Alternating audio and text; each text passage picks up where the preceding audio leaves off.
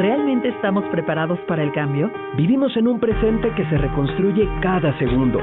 Somos constantes aprendices de todo. Las cosas que aprendemos hoy se quedan tan obsoletas como la última versión de un smartphone. Nuestra realidad exige que evoluciones con la misma rapidez. Pero donde todos quieren un cambio, pocos están listos para hacerlo. Nosotros evolucionamos para que tú no dejes de hacerlo. Con una nueva oferta educativa, estratégica e innovadora que evoluciona al ritmo que tú necesitas. Con el fin de que construyas la realidad para la que nadie nos preparó.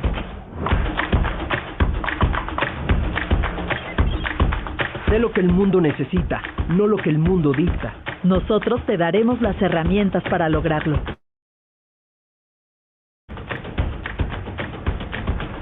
El mundo cambió, nosotros también.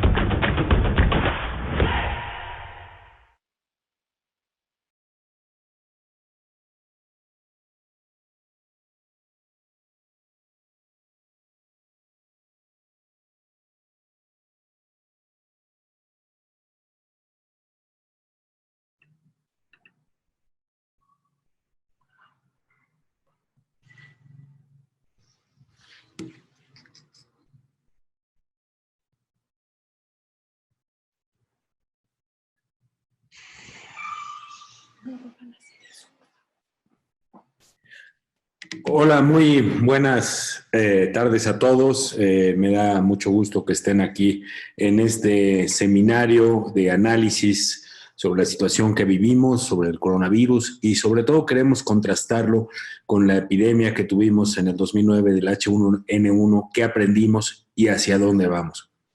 Me da mucho gusto que tenemos hoy un panel de primer nivel. Tenemos dos reconocidos expertos. Por un lado, permítanme presentarlos rápidamente, está la doctora Jacqueline Arzós Padres. Jacqueline Arzós es doctora en Políticas Públicas y Negocios por la Wharton School de la Universidad de Pensilvania, además de un MBA y una maestría en Economía por la Universidad de Boston. Pero muy relevante aquí, fue jefa de la Unidad de Análisis Económico de la Secretaría de Salud y entonces estuvo en el cuarto de guerra de dicha secretaría cuando la epidemia H1N1 desde el punto de vista económico y de política pública. El gobierno también fue subsecretaria de la Secretaría de Turismo y colaboró en la coordinación de servicios del presidente. Tiene larga trayectoria en temas de salud, fue investigadora de la Fundación Mexicana de la Salud, también trabajó en la Escuela de Salud Pública de Harvard como investigadora y en el sector privado tuvo cargos directivos en Sanofi y el Hospital ABC. Muy bienvenida, doctora Arzós. También tenemos, desde el punto de vista médico, un gran gusto de tener con nosotros al doctor Guillermo Domínguez Cherit.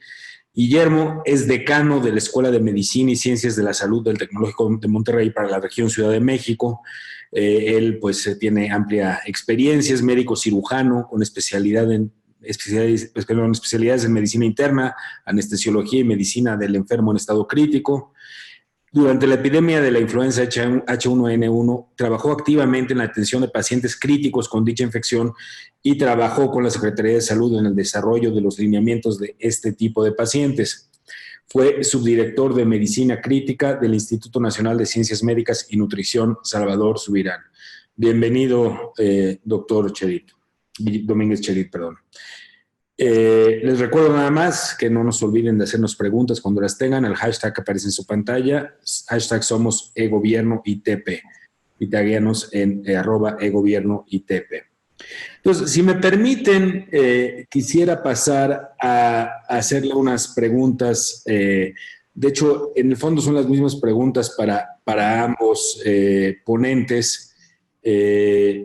Yo lo que creo que es muy interesante conocer, por ejemplo, es qué aprendimos en la epidemia H1N1 y en qué medida estamos aplicando lo aprendido ahora, en qué sentido se parece en la situación de entonces con la situación actual, en qué sentido son diferentes y cómo vemos la evolución del COVID-19 en los próximos meses.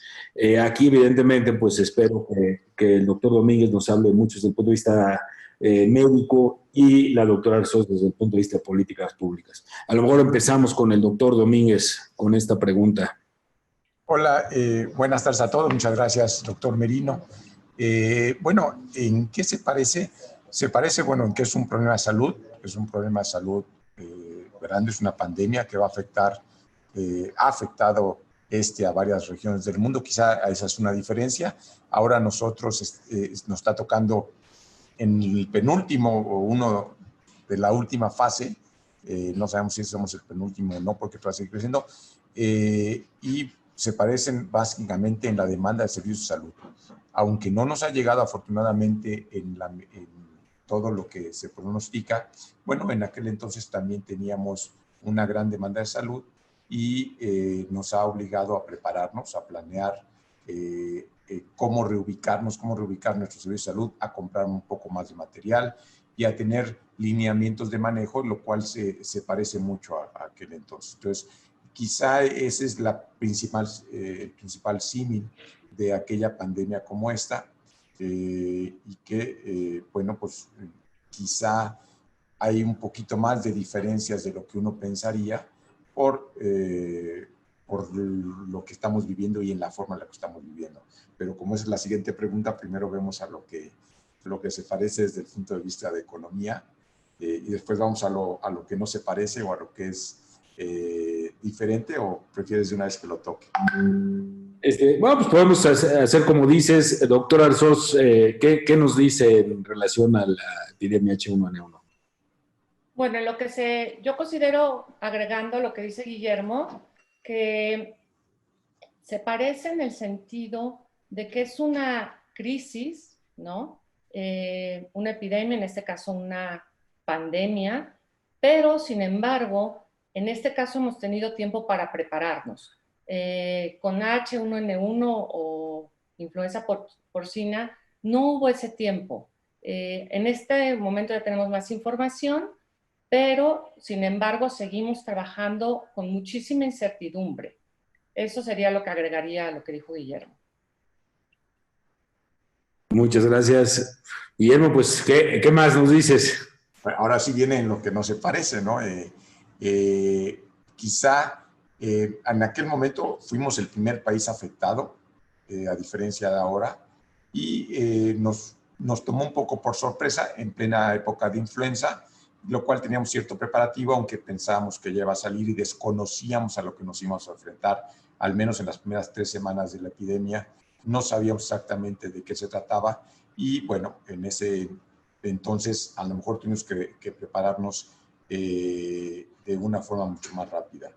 Sin embargo, quizá a lo que no se parece es que evidentemente existía mucho menor reservas estratégicas en este momento que en aquel entonces. Quizá esta parte sería una lección no aprendida, quizá nada más por cambios en la continuidad que siempre hay en todos los gobiernos. No estoy pensando exclusivamente del actual, sino que siempre se cambian y siempre se modelan distintamente estos planes de reserva y de respuesta a una pandemia. Quizá aquí un breve comentario ahora que decía Jacqueline la parte de la pandemia. Bueno, recordemos que pandemia fue a los 15 días que esto salió. Sin embargo, todo el mundo se retrasó y creo que sería interesante también saber cómo esa declaración de pandemia, desde mi punto de vista tardía por el director de la OMS, tuvo un efecto económico, y que eso será una pregunta que ustedes me podrán ayudar a resolver. Pero esto era una pandemia desde las primeras semanas que salió. ¿Qué más es distinto? Bueno, que ahorita, a diferencia de aquel entonces, teníamos una disponibilidad en el mercado de adquirir cosas. Quizá una de las principales diferencias actuales es que en el momento en que salimos como país a comprar insumos, existe ya una gran demanda, por lo tanto existe un gran impacto en los precios. Es impresionante cuando uno ve que lo que costaba hace 3, 4 meses 8 pesos, ahora cuesta 150 pesos, ¿no? Y esto nos ha enfrentado a pelear en un mercado sumamente competido, a tardar mucho más en llegar los insumos. Ya empiezan a llegar, afortunadamente, con un retraso de lo que esperábamos que llegara, está llegando, y afortunadamente están llegando los insumos. Entonces, es una parte muy importante. Otra parte importante es que a lo mejor ahora sabemos más cosas de la enfermedad. sabemos más cosas. ¿Por qué? Porque además de que las redes sociales han sido mucho más rápidas en transmitir, nos han hecho conocer mucho más cómo se comporta. Desafortunadamente no nos ha hecho conocer mucho más de cómo se trata, porque no hay mucho más tratamiento, o sea, perdón, no nos ha hecho conocer un tratamiento efectivo, porque no hay más que muchos artículos sobre tratamientos experimentales, algunos con buenos resultados, pero son poblaciones muy pequeñas y no son estudios abiertos ni aleatorizados para poder sacar conclusiones. Entonces, eso es quizá algo importante. Desafortunadamente, este conocimiento tan rápido nos ha ayudado también a que haya muchas fake news que se han puesto tan de moda en los últimos años, también los hay en medicina, y esto ha contribuido en cierta forma algunas veces a un pánico exagerado, aunque sí hay que tenerle mucho miedo y tomarle mucho respeto a esta enfermedad. Sí habrá que tener en cuenta que este miedo del que tenemos a veces se exagera por las fake news. ¿Qué cosas son diferentes? Es una enfermedad que no existe un tratamiento, como teníamos en aquel entonces el oseltamivir. Es una enfermedad que tiene una agresividad, hablando tanto de su tasa de contagio ligeramente superior al que teníamos con la influenza H1N1, que este es ligeramente superior si hablamos en números, en porcentajes, pues no es tan grande, pero cuando vemos en números ya en el porcentaje total de la población afectada es muy grande. Entonces, sí es esto diferencias importantes. Y el otro punto es la cantidad de muertos que va a haber, tristemente, de fallecimientos relacionados a la enfermedad, es mucho más letal que la que teníamos con H1N1. Todo esto hace que sea un panorama sumamente complicado, no solamente para nuestro sistema de salud, sino también para el sistema de salud mundial, y un gran reto en el que todavía no sabemos cómo vamos a terminar como país ni como mundo en cuanto al recuento de los años cuando lo podamos hacer. Gran reto, sin duda, Guillermo, y por lo que veo, muchos estamos viendo este webinar desde nuestra casa o transmitiendo en mi caso, en el caso de Jacqueline, pero veo que tú estás probablemente en el hospital, ¿no? No se olvide, aquí están todos los trabajadores del sector salud muy comprometidos. Jacqueline, ¿qué nos dices tú o qué tendrías tú que agregar a la cuestión de qué es diferente y qué implicaciones tiene eso? Yo te comentaría que lo que es diferente en esta crisis, primero es, además de lo que ya dijo Guillermo, que está sucediendo en el sector salud, que en el sector de la economía de México y del mundo ha habido muchos choques que impactan fuertemente los recursos de los que dispondrá nuestro país para afrontar esta gran crisis. Uno de los temas fue la reducción en el precio del petróleo, que tuvo un impacto muy importante, entre otros factores, en el cambio en el tipo de cambio. Ahora nuestro peso vale menos, pero además ha habido algunos factores que han inhibido la inversión. Esto nos presenta un factor económico que puede afectar fuertemente el grado de financiamiento que tendrá el Estado, el grado de recursos que tendrá el Estado para enfrentar esta crisis. Ciertamente la crisis de la influenza H1N1 fue una crisis mucho más corta, se resolvió entre tres semanas, un mes, y esta, como comentamos, ya lleva 3 meses de que inició y todavía no se ve una solución clara. Creo que este es el segundo punto que puede tener un impacto muy fuerte. Tercero, yo diría que en México nos hemos retrasado en la toma de decisiones, y esto nos ha permitido más bien no nos ha permitido competir con otros países para el acceso a insumos, que, como bien dice Guillermo, ya empiezan a llegar, pero en realidad los están demandando en todo el mundo, y esto lo hará mucho más complicado. Ok, muchas gracias. Ahora, uno de los puntos que se ha discutido, creo que sus respuestas son claras, pero uno de los temas es si México empezó a actuar un poco tarde, tiene que ver con esto del acceso, la posibilidad de comprar los insumos, el material que se requiere. Y un tema que ha estado en los medios últimamente es lo de las pruebas, de si no empezamos un poco tarde a hacer pruebas y no estamos haciendo suficientes pruebas, si eso es algo que nos debería preocupar en este estado de la pandemia aquí en nuestro país, o no. No sé si Guillermo y Jacqueline podrían decirnos algo al respecto. Bueno, en relación a las pruebas, parecería que empezamos un poco tardíos, sí. Sin embargo, esto tiene que ver mucho con la sensibilidad y especificidad de las pruebas. Si bien las técnicas se desarrollan, son validadas por el INDRE, que es nuestro laboratorio nacional, después por los dos grandes institutos de salud, que es nutrición y de enfermedades respiratorias. Empieza a haber un boom de pruebas comerciales y de kits comerciales, como es también algo lógico ante una pandemia de esta magnitud. Y entonces aquí existe una regulación que hay que seguir para evitar que existan estos casos de falsos negativos. Que el ejemplo ahora ya podemos ver, no se compara la situación actual de la influenza con esta pandemia, que existen en estas pruebas rápidas una gran cantidad de pruebas por diferentes fabricantes que tienen una gran cantidad de falsos negativos. El razonamiento por qué retrasar o por qué no liberar todas las pruebas es que si existe un gran número de pruebas de este tipo que no tienen un buen control de calidad y existe un gran número de falsos negativos, se crea una falsa sensación de seguridad y esto hará que las personas actúen más liberal y tengan una menos protección que la que deberíamos de tener. Que de por sí, incluso ahora lo vemos, que bueno, estando en estos momentos, este distanciamiento se ha tomado bien, no seriamente por una parte importante de la población. Entonces, ese sería el cuestionamiento. Probablemente ahorita ya la utilidad epidemiológica en este momento de hacer más pruebas, ya estaremos entrando a una parte que a lo mejor no son tan necesarias, puesto que epidemiológicamente ya hay algunos marcadores, algunas unidades de vigilancia que por estudios epidemiológicos poblacionales sabemos y podemos inferir el número aproximado de los casos. Pero sí, esta sería mi opinión. Yo ahí agregaría, Guillermo, que si bien desde el punto de vista epidemiológico tiene razón y quizá no sea tan necesario hacerlas y con un sistema de muestreo se pueda resolver y entender cuál es la curva que estamos viviendo, creo que desde el punto de vista de las familias y de la economía y el funcionamiento correcto de la economía, sería importante tomar más muestras. En el caso de las familias, en la medida en que cuando se tengan síntomas se pueda acudir y se le haga una prueba a algún familiar, que no sea tan restrictiva como las restricciones que están poniendo ahorita para poder realizar una prueba, se podrá saber si tienen coronavirus o no, y entonces aislarse y al mismo tiempo no contagiar a otros, tomar el aislamiento más seriamente.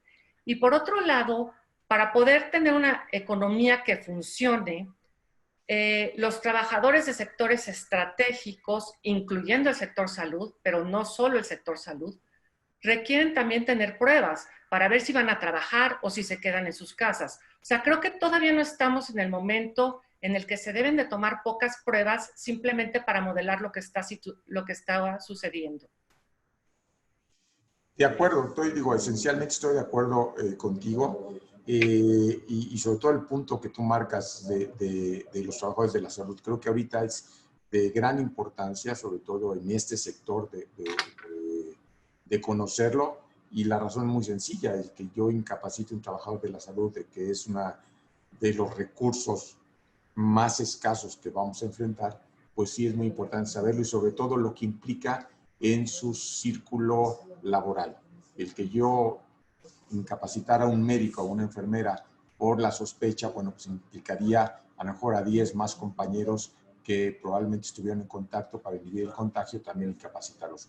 Definitivamente creo que esa es la gran utilidad que existiría en este momento y digo, esencialmente de acuerdo contigo. Sin embargo, ahorita ya en este momento, viéndolo poblacionalmente, alguien que empieza con síntomas similares en casa, en esta cuarentena y que no tenga un trabajo esencial, bueno, sí, la recomendación sería a lo mejor quedarse en casa y estar vigilando, pero en principio totalmente de acuerdo contigo. Sí, aquí uno de los temas es si hubieran hecho muchas pruebas al inicio, si eso hubiera cambiado las decisiones de política pública y sobre todo para ir reduciendo la curva desde el inicio, ¿no? Que es aparentemente lo que se dice que ocurrió en algunos países como Corea del Sur, donde pues, a todo el mundo le estaban haciendo la prueba básicamente y entonces rápidamente podían identificar quién tenía quién tenía el COVID-19, ¿no? Pero bueno, pues no sé si efectivamente, dadas las circunstancias donde ya estamos, como dice Guillermo, a lo mejor ya no se necesitan tantas, pero no sé si quieren agregar algo al respecto o pasamos a otra pregunta. No, definitivamente yo creo que sí hubiera ayudado. Vuelvo a lo mismo, la disponibilidad de pruebas de calidad en un principio no era tan grande, y finalmente sí, la curva se modeló y se ha modelado respecto a con las pruebas que tenemos con parámetros epidemiológicos, pero definitivamente creo que sí, la respuesta es sí hubiera ayudado. Yo soy convencido de que sí. Okay. Ha habido también un tema importante que ha estado también en los medios, es la coordinación tanto dentro del gobierno federal, salud y otras áreas, como gobierno federal con las secretarías de salud estatales. Es relativamente reciente que se reúne por primera vez el Consejo de Salubridad General, y luego también, pues obviamente se requiere mucha coordinación para atender efectivamente una pandemia, pero además se va a requerir mayor participación con el sector privado. Quizá nos puedan también hablar de esto, ¿no? De la relación y la coordinación que se requiere con estados y con el sector privado, y cómo cómo vamos en ese sentido y hacia dónde tendríamos que ir. Bien, creo que ese es un defecto que hemos arrastrado durante años, y de hecho nuestro sistema de salud tan fragmentado, y cuando uno ve todos los jugadores principales desde el punto de vista de instituciones, pues teníamos ISSSTE, Seguro Social, hospitales de la Secretaría de Salud, hospitales estatales, hospitales locales, Pemex, ferrocarrileros, en fin, tenemos una fragmentación de los servicios de salud impresionantemente grandes, ¿no? Entonces creo que es un problema que a la fecha no hemos logrado subsanar. Ahora existe pues una acción coordinada ante la pandemia, con un papel menos, y a lo mejor el término no es el correcto, menos individualista del Seguro Social que hubiéramos visto en otras ocasiones, donde ellos tenían sus recursos, más recursos que el sector salud, y ellos actuaban por su parte. Creo que ahora, ante esta pandemia y sobre todo ante el tamaño que esperamos, existe una coordinación mejor. Creo que es perfectible todavía. Y bueno, pues el aviso ya a que los hospitales privados van a tener que entrar, sin duda, y es un aviso que tendría que haber sido oficial o no oficial, van a tener que involucrarse si es que la curva no se logra aplanar. El escenario sí es un escenario muy pesimista, donde tendrán que involucrarse todos aquellos que tengan posibilidad de dar una atención. Creo que ahora estamos en vías de que esto se coordine y se pueda ejecutar de una forma adecuada a los recursos que tenemos, pero probablemente la falta de balance entre lo que vamos a requerir y lo que nos va a estar pidiendo, entre lo que nos vamos a requerir y lo que vamos a poder proporcionar, va a ser muy alta por el tipo de enfermedad que va a ser. Bueno, yo agregaría que tomando la experiencia que se tuvo en H1N1, hubo un gran liderazgo desde el inicio por parte del presidente de la República, y hubo una gran coordinación entre todos los secretarios de gobierno para apoyar a la solución del problema y llevar acciones eficientes con la información que se tenía disponible. Ahora yo veo que no hay ese liderazgo tan fuerte y que todavía falta muchísima coordinación. Y no solo coordinación en los temas de salud, que yo creo que son los que van más avanzados, a pesar, como bien dice Guillermo, de la fragmentación, sino que tiene que haber una coordinación de todo el sector público, ¿no? Se tiene que incluir al sector público, al sector privado, a la sociedad civil y, por supuesto, a las familias.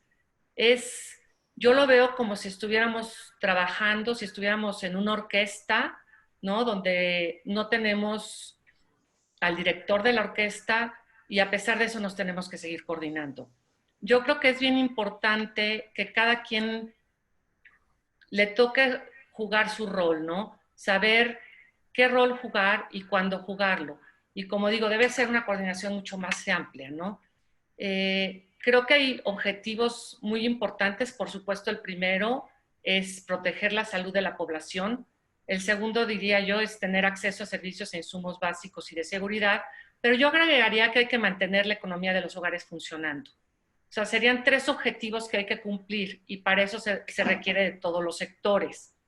El primer objetivo creo que tú ya hablaste bastante. Yo agregaría que se requiere una coordinación no solo entre los diferentes sistemas, sino también una coordinación a todos los niveles de gobierno, ¿no? Con los estados, con los municipios y además entre los diferentes participantes o secretarios del gabinete económico, del gabinete social y, por supuesto, el sector privado. Yo diría adicionalmente que tendríamos que mantener a la economía de los hogares funcionando y para esto se tienen que tomar medidas adicionales que si quieren en un ratito hablamos un poco más de ellas, pero se tiene que cubrir primero a la población más vulnerable y por supuesto después a todos los trabajadores de México. No quiero extenderme mucho, pero creo que hay mucho que hablar por ahí y a lo mejor eventualmente el doctor Merino Gustavo nos puede platicar un poco de lo que se ha hecho con grupos vulnerables en otras crisis parecidas a esta, ¿no? Y aquí, digo, aquí hay totalmente de acuerdo y un punto que creo que ustedes dos podrán discutir más es el riesgo de la economía por los gastos catastróficos que van a venir de aquellos pacientes que tienen enfermedades no relacionadas a esta infección, dado que si es similar a lo que hemos visto en los países europeos que están afectándose, lógicamente y no, yo creo que sin ninguna maleficencia, todos los recursos serán enfocados principalmente a esta enfermedad infecciosa. Sin embargo, hay un daño que no estamos viendo y hasta la fecha he visto pocos reportes en relación a esto de aquellos pacientes que no tienen esta infección por COVID-19, lo que va a significar su atención o su falta de atención por su padecimiento que va a ocasionar un deterioro mayor a esta economía y va a haber un desembolso mayor de esto llamado gasto de bolsillo. Sí, de hecho yo diría que uno de los puntos importantes a destacar es esta crisis llega en un momento donde el sistema de salud está en transición con la desaparición del Seguro Popular y un INSABI que pues todavía no acaba de estar realmente ahí, de estar funcionando. Es más, ni siquiera sabemos muy bien cómo va a funcionar. Y eso sí es grave porque efectivamente el gasto de bolsillo, se llama el gasto en salud que hacen las familias que no tienen seguro, que no tienen acceso a la seguridad social, que es una gran proporción de la población, el 56% de las personas que están empleadas no tienen seguro social, no están afiliados a una de estas instituciones, son informales, pues. Y entonces, pues, tienen que erogar mucho y eso tiene muchas consecuencias, no solo pues, es el dinero que a lo mejor era para hasta lo más básico, comida o educación, sino también son los fondos que se pueden utilizar para invertir en las fuentes de vida de la familia, ¿no? El negocio familiar, sea lo que sea, voy a sembrar, mejor voy a comprar habano para mi parcela, voy a comprar un equipo que me permita en mi puesto atender mejor a los clientes, en fin.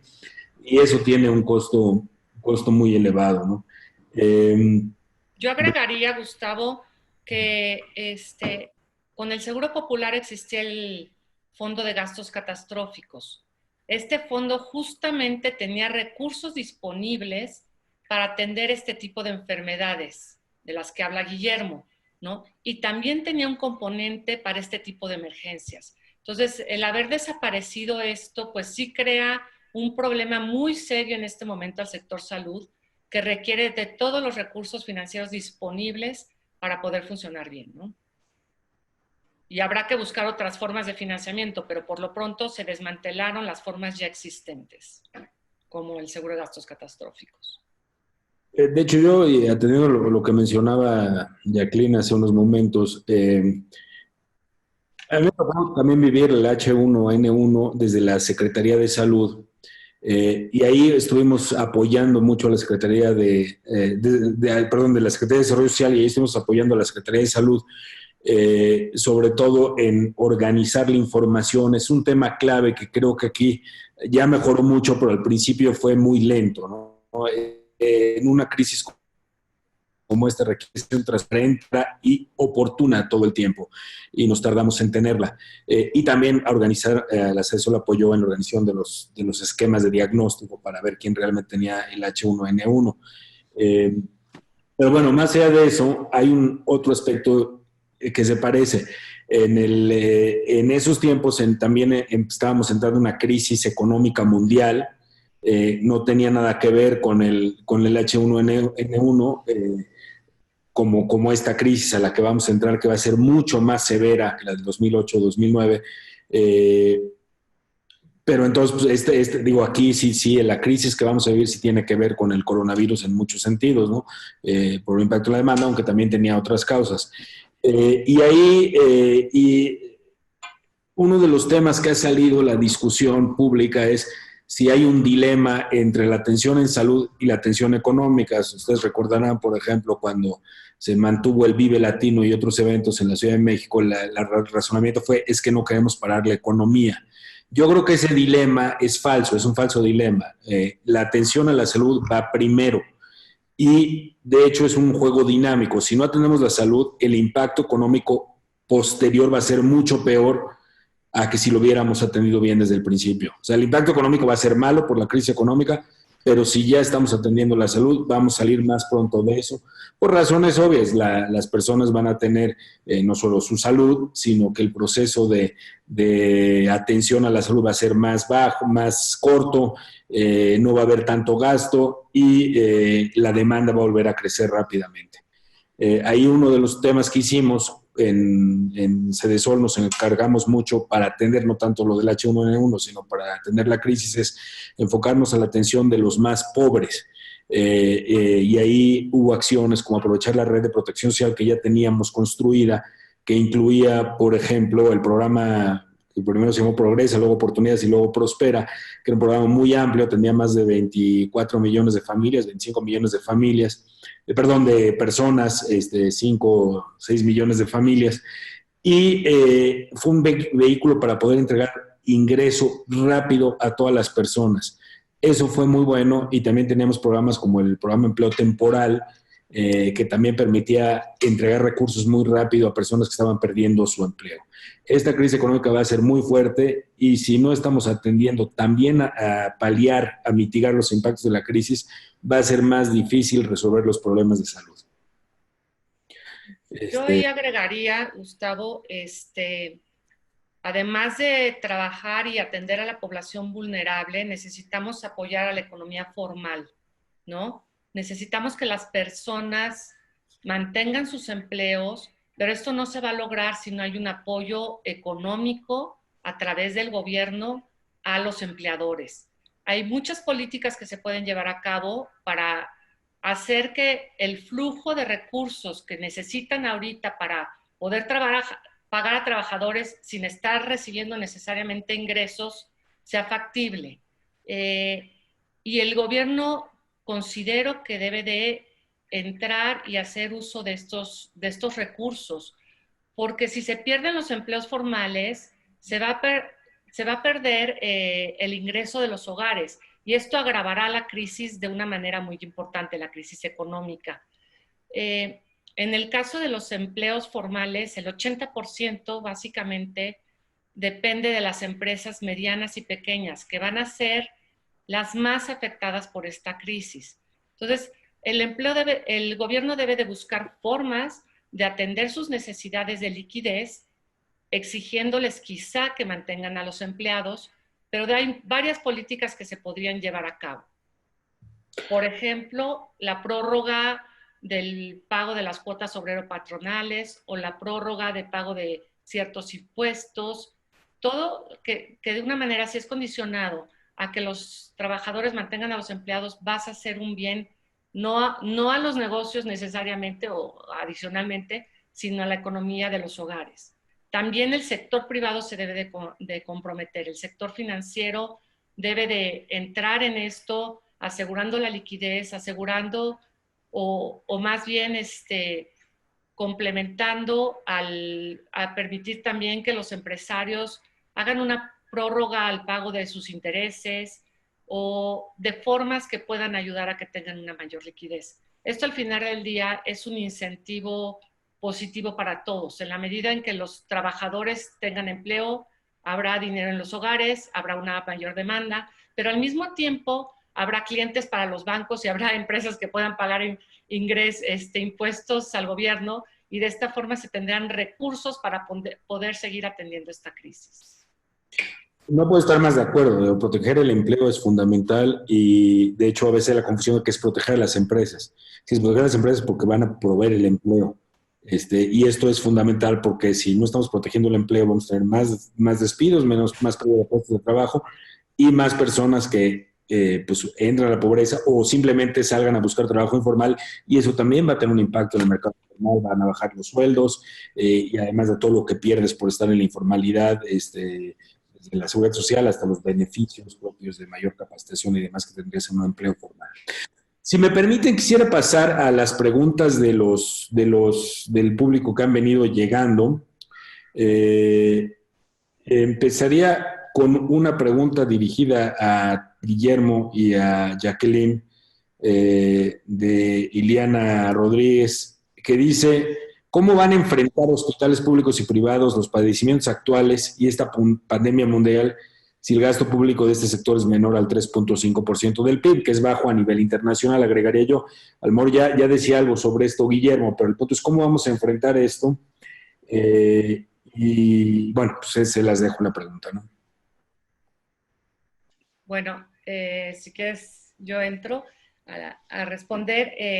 Bueno, realmente en México sí se gasta muy poco en salud. Cuando comparamos con los países de la OCDE, el gasto de México es el más bajo, pero lo que me queda claro es que en este momento se requieren recursos. El gobierno tiene que buscar fuentes alternativas de recursos con los que se pueda atender esta emergencia sanitaria.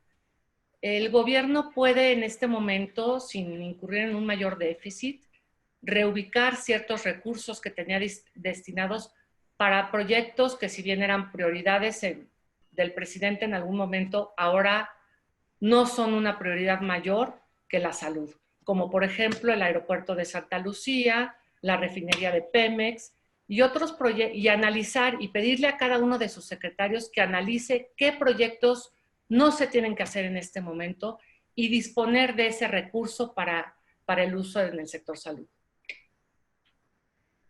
Muchas gracias. Guillermo, ¿tú quisieras agregar algo? No, digo, en un principio, en las fases iniciales, se están designando diferentes localizaciones, diferentes hospitales desde el punto de vista logístico, pero totalmente de acuerdo con lo que mencionan, que además son los expertos ustedes en ese tema. Bueno, pues Edgar Bravo pregunta, él está preocupado sobre el panorama para los sistemas estatales de salud en los estados, pues digamos, más pobres, en mayor desventaja, como Guerrero, Chiapas y Oaxaca, que, presumiblemente tienen menor capacidad de servicios para atender a la población. ¿Cómo ven ustedes la capacidad de atender estos estados con mayor desventaja? Definitivamente sí tienen sistemas de salud más lábiles, con menos recursos. Se han ido comprando, haciendo compras para la parte primaria de atención, sobre todo mucho énfasis en la protección del personal de salud, porque como volvemos a decir, es ahorita el recurso más valioso porque además es el más escaso para la magnitud del problema, y tratando de homologar todo, ¿no? Tratando de homologar el equipamiento médico como los insumos, estos que llamamos consumibles, es decir, desechables. Entonces, sí, definitivamente se piensa que van a tener mucho más requerimientos y probablemente al ser más frágiles van a tener mucho más problema. Y otra vez, quizás si me preguntan cuál es mi gran preocupación actual, y no solamente en estos estados, sino incluso en las ciudades grandes, va a ser la escasez de personal de salud. Creo que ese es lo más importante. Hemos empezado a capacitar a médicos no especialistas en terapia intensiva, en hacer unas de las labores que se podían delegar. ¿Por qué? Porque preveemos que va a ser una gran escasez de especialistas y de enfermeras. Bueno, agregando a este tema de escasez de médicos y enfermeras, yo diría que realmente aquí el gobierno federal debe de jugar un rol muy importante, ¿no? De coordinación y apoyo al gobierno de los estados para que tengan acceso a recursos, para que tengan acceso a este tipo de capacitaciones, utilizar mucho más la tecnología, ¿no? Así como estamos llevando a cabo esta conferencia, se pueden hacer muchas capacitaciones vía web, se puede informar a los estados de qué se debe hacer y también protocolos claros para los estados. Eso fue otra de las cosas que se hizo en H1N1, en donde había protocolos muy, muy claros de qué se tenía que hacer, cómo se tenía que hacer, en documentos a los que podían acceder, ¿no? Entonces eso sería mi carrera. Sí, yo creo que también hay temas que no tienen que ver tanto con la riqueza del Estado, sino con las políticas públicas que implementa el Estado. Por ejemplo, hasta cuestiones de información a la población, que desde mi punto de vista ha sido escasa, en parte porque a veces era conflictiva, ¿no? Había quien decía, quédate en tu casa, y pues, hay otros que están haciendo giras por todo el país, ¿no?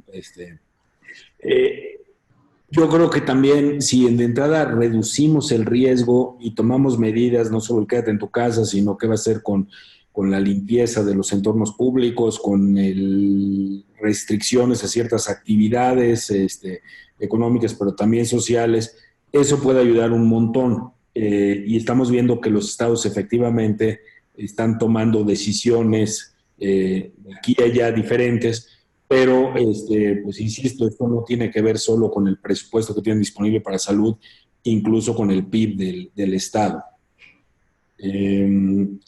A ver, ¿alguna otra pregunta aquí? Pregunta Alex Ortiz, dice, he leído que en Corea del Sur, como caso de éxito en su etapa de Back to Work, están aplicando pruebas serológicas para evitar recaída. ¿Qué tan efectiva consideran que es esta estrategia? No sé si ustedes están al tanto de esto. A lo mejor Guillermo. Bueno, en Corea del Sur, recordemos que van en una fase, van meses adelantados nosotros, no solamente por la parte de la aplicación tecnológica, sino por la parte del momento en que se vieron afectados por esta pandemia. Ellos están en una fase ya de recuperación, entonces pues están tomando esta serología para saber cómo se van a comportar la población. ¿Qué tanta inmunidad deja este virus? Es una de las preguntas que tenemos como comunidad científica. Y sobre todo recordemos, al igual que el H1N1, va a ser un virus que ya se va a quedar en la sociedad, que seguramente vamos a tener otro pico en la época de invierno y es por eso que también están haciendo estudios epidemiológicos. Entonces, básicamente esa es la utilidad ahorita, saber qué va a pasar y qué tanta protección, qué tanta esta inmunidad de rebaño que se llama se va a quedar en la población. ¿Tienes algo que agregar, Jacqueline, sobre este punto? No, realmente no.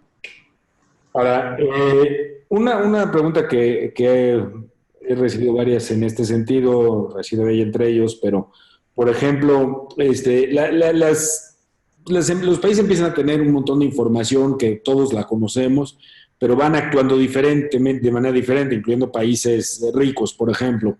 Italia tardó en reaccionar, a lo mejor España. En Alemania vemos, por ejemplo, muy pocos fallecimientos comparativamente, hasta donde entiendo. Y pues también está la preocupación, bueno, oye, si algunos países se tardaron en reaccionar y no han podido muy bien con el tema, y son países con más riqueza que México y sistemas de salud a lo mejor más amplios, más que cubren mejor a la población, ¿cómo podemos esperar que en México atendamos exitosamente la pandemia? No sé si tienen un poco algún punto para esta duda. Bueno, a ver, definitivamente tendríamos que empezar por definir el éxito en el manejo de esta pandemia, ¿no?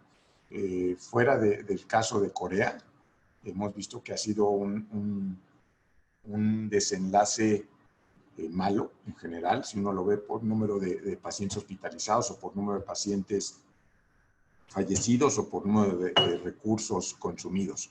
no parece que a ningún país, excepto el ejemplo de Corea, le ha ido bien. Y a China, incluso los números de China que ahora parecerían incluso no tan malos comparándolos con los números de Estados Unidos, bueno, siempre hemos tenido dudas sobre los datos completos que reportó China, ¿no? Entonces, el éxito va a empezar a radicar por el que no requiramos el uso completo de los servicios de salud. Es quizá ahí sí este discurso del gobierno y de muchos gobiernos, y que incluso incluso Angela Merkel lo decía, este distanciamiento es quizá nuestro principal objetivo ahorita, porque una vez que esto empiece en los números, en las magnitudes que han tenido Europa Occidental o Estados Unidos, esto sí va a ser muy difícil de manejar, va a ser muy deleterio para el servicio de salud, y obviamente nuestros números, en el mejor de los casos, siendo iguales a los de España, a los de Francia o a los de Estados Unidos, no parece que vayan a ser buenos, y con esto a lo mejor definíamos que no podíamos tener o hablar de éxito. Yo agregaría que se requiere una gran coordinación y una focalización de los recursos escasos que tenemos para poder ser exitosos. Y como decía antes, una coordinación absoluta del sector público, incluyendo, por supuesto, y liderada por el sector salud, pero de todo el sector público en general, del sector privado y de la sociedad civil. Y una concientización de las familias para que se queden en casa, para que no haya esta tasa de contagios. Yo agregaría un tema que mencionamos al principio, que era el de las muestras, ¿no? Se tiene que hacer muestras a los sectores estratégicos, a los sectores que van a lograr que esta economía funcione mientras dure esta pandemia. Entonces, sí insistiría en el tema de más muestras, porque sin eso no va a poder funcionar este país y no vamos a poder salir adelante. No vamos a tener médicos, no vamos a saber qué médicos están bien o qué enfermeras, no vamos a tener trabajadores que puedan ir a hacer su trabajo, el trabajo estratégico. Bueno, a ver, pero ahora seamos un poquito optimistas. Pregunta aquí Daniel Hernández, por ejemplo, bueno, desde su perspectiva, ¿cuál será el parámetro de salida del aislamiento social para retomar las tareas económicas normales, producción, servicios? ¿Cuál va a ser la señal? ¿Cuándo pensamos que ya podemos ir levantando estas restricciones que debemos de poner ahorita por cuestiones sanitarias? ¿Cómo lo sabremos? Pues lo sabremos cuando la tasa de contagio empiece a decaer. Y si te fijas, bueno, esto es el impacto económico por la suspensión de actividades va a ser muy grande. Sin ser economista, digo, siendo un lego en esto. ¿Por qué? Pues porque aún durante esta etapa de aislamiento no vamos a poder dejarla hasta que caiga la tasa de contagio, hasta que los números de casos nuevos lleguen a estar muy por debajo y no ser prácticamente cero, que fue lo que pasó en Wuhan, donde apenas acaban de levantar este distanciamiento social cuando terminaron de ver contagios. Entonces, se anticipa si este número de casos que se pronostica son así, yo creo que van a ser mucho más de este mes y cachito que hemos planteado o que nos ha planteado el gobierno como una primera fase de aislamiento. Yo agregaría ahí que en la medida en que se encuentre un tratamiento, podría ser más fácil que las personas regresen a la actividad económica. Afortunadamente para México entramos 2 meses después y todos los científicos del mundo están trabajando para encontrar este tratamiento. Hay estudios clínicos que están llevándonos a cabo en Estados Unidos y en varios países. Inclusive se mencionó que en México se están llevando a cabo 4 estudios clínicos de diferentes medicamentos que podrían ser efectivos para tratar este virus. En esa medida, esa sería la parte positiva, ¿no? Que encontráramos ese tratamiento pronto, que el mundo encontrara ese tratamiento pronto y que se empezara a administrar, ¿no? Oye, pero a ver, por un lado ahorita estamos viendo, evidentemente siguen los otros problemas generales de salud que tiene la población, incluso algunos nuevos, ¿no? Hay una epidemia aparentemente de sarampión en la Ciudad de México que ya pensamos que se había erradicado con las vacunas, pero está regresando. A lo mejor nos pueden explicar cómo ¿Qué implicaciones tiene todo esto para el tratamiento de otras cuestiones relacionadas con la salud? Y yo agregaría, México obtiene primeros lugares, por ejemplo, en obesidad, en diabetes, y pues ambas son factores de riesgo, entiendo, muy alto para que el COVID-19 se convierta en algo muy complicado y riesgoso para la salud. ¿Qué aprendemos como país? ¿Qué tenemos que hacer más allá de todo lo que tenemos que cuidar en términos de los diagnósticos, estar mejor preparados para las epidemias, de estar mejor preparados para diagnósticos, etcétera, con las condiciones de salud que vivía el país y con las otras cosas que estamos viendo como lo del sarampión? Pues bueno, evidentemente el punto de sarampión sin duda tendrá otras aristas de que la causa y esto, y quizá los programas de vacunación que en relación a esta enfermedad. Y lo otro, pues quizá el gran aprendizaje es que todos, y suena a lo mejor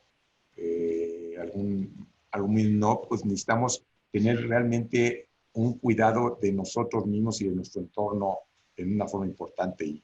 Y lo que tú decías, las dos enfermedades que mencionaste, pues diabetes y obesidad dependen y van a depender primero una de la preocupación de cada uno por nosotros, como sea la obesidad, y la diabetes, que si bien no es algo que uno escoja tener o que pueda tener, pues sí es algo que puedes controlar bastante bien con un cuidado, con medidas adecuadas, lo cual recordemos que prácticamente un diabético bien cuidado, una persona con diabetes bien cuidada, su pronóstico es mucho mejor, ¿no? Y es casi igual al de la normal. Entonces, sí, esta parte de tener conciencia de nuestra participación social, pero que empieza con el personal y luego con la familia, y que, bueno, es un ejemplo el distanciamiento social, que todos teníamos que tener una educación y que tristemente vemos en todas nuestras familias que hay gente que no tiene esta conciencia y que no tiene este cuidado. Yo estoy de acuerdo con Guillermo. Agregaría que en efecto todos estos factores de riesgo son realmente responsabilidad de la persona, de la familia, controlarlos, ¿no? Y, por ejemplo, en el caso del tabaquismo, ha habido una reducción importante en el caso de México comparado con otros países, y en la medida en que se reducen estos riesgos, podemos atender de una forma más rápida. Pero estos riesgos no se van a reducir ahora, entonces es simplemente seguir las indicaciones del sector salud, las indicaciones que se nos dan a todos de mantenernos aislados y con una sana distancia. A propósito, no sé si lo oyen, pero yo oigo de fondo tambores y trompetas. Por lo visto hay una fiesta en el pueblo aquí junto a donde yo vivo. Estas cosas continúan en medio de una pandemia y parece que no pasa nada, pero bueno. Me pregunta Marco Fernández, ¿de dónde sacar los materiales para la protección del personal médico que está teniendo la emergencia y no tener más casos como el del Hospital de Coahuila? ¿Es un problema de escasez mundial de estos materiales?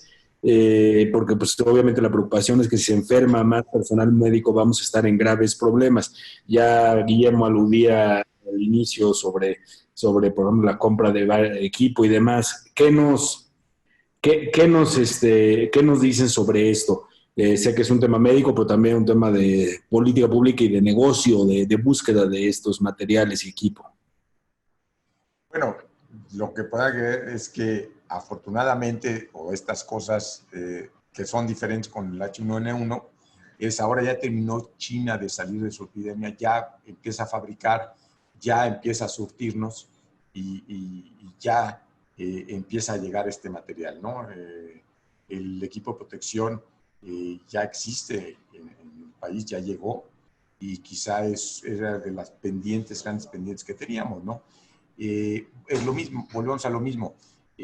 También estas noticias falsas y el cuidado de que uno debe tener cuando va a ver un paciente, pues hay que estandarizarlo, y sí se ve muy aparatoso, como en las películas, estos trajes blancos y todo que usaba uno en las películas, esta pandemia y contagio, y eso es ahora excesivo. Entonces, incluso si uno no se viste adecuadamente con estos trajes tipo astronauta, corres mucho mayor riesgo de contagio, ¿no? Entonces, sí hay un material de protección, ya llegó de acuerdo a lo que sugiere la OMS, pero además de acuerdo principalmente a este material que hacía alusión Jackie de cómo difundir lineamientos y cómo vestirnos y cómo, sobre todo cómo desvestirnos cuando uno es personal de la salud. Entonces, afortunadamente esto ha llegado, sí hubo escasez, y al igual que hubo escasez de alcohol gel, por ejemplo, hasta cuando íbamos al súper o a la farmacia ya no había, ni papel de baño tampoco, pero tampoco había alcohol gel, que sí era algo importante, ¿no?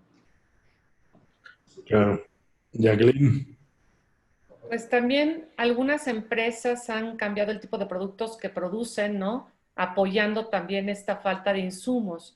Entonces, como dice Guillermo, dado que otros países ya están en otra etapa, más las empresas que se están sumando, esperemos que podamos tener acceso a todo esto, ¿no? Muy bien.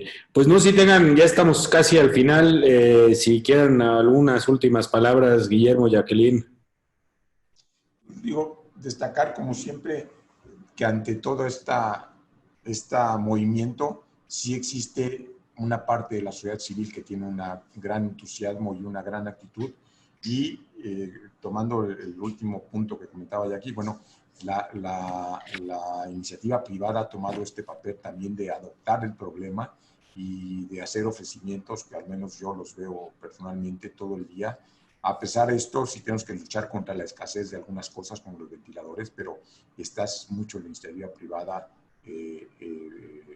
peleando esta batalla con nosotros y ayudándonos en todo momento, ¿no? Yo agregaría que a falta de este liderazgo, en efecto ha habido una gran coordinación en donde cada quien juega el rol que le toca sin que alguien le diga tienes que jugar este rol, ¿no? Por ejemplo, el TEC de Monterrey suspendió clases antes de que siquiera el gobierno lo pidiera, ¿no? Y eso hizo que muchas instituciones privadas hicieran lo mismo.